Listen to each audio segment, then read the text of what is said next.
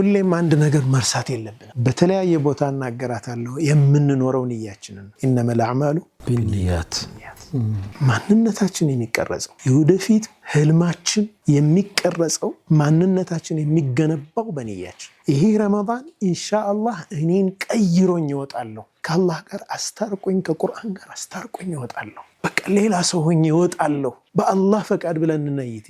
ፈቃደኝነት ማለት ይሄ ነው። ቁርአን የመቀየር አቅም አለ፣ ግን ለመቀየር ፈቃደኛ የሆኑትን ሰዎች አሊፍ ላም ሚም ዛሊከል ኪታቡ ላ ረይበ ፊህ ሁደን ሊመን ሊልሙተቂን። አላህን የሚፈሩ ሰዎች ቁርአን ሊቀይራቸው ፈቃደኛ የሆኑ ሰዎችን ነው ቁርአን የሚቀይረው። ኻስ ነው ማለት ነው። ቁርአን የመቀየር አቅም አለው፣ ግን የሚቀይረው ለመቀየር የተዘጋጁትን።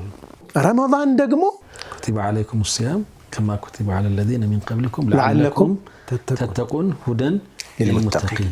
ሱብሃነላህ። ሸህሩ ረመዳን الذي أنزل فيه القرآن ቁርአን ሲወርድ ሁደን ሊልሙተቂን ነው፣ ለዐለኩም ተተቁን ነው። ደግሞ ተቅዋ ነው። ሁለቱም ተሰራላቸው። ስለዚህ ረመዳን ይሄ ረመዳን በአላህ ፈቃድ መሽሩዕ ተቅዋ እናደርገው ኢንሻአላህ። የተቅዋ ፕሮጀክት።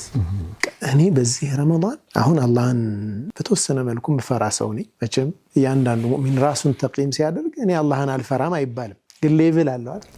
መጠኑ ነው የሚለያይ። አሁን እዚች ጋር ላደርሰው ደግሞ ከፍ ብዬ የተቅዋ መሽሩዒ አንድ ስቴፕ ከፍ ይበል፣ አንድ ስቴፕ ከፍ ይበል።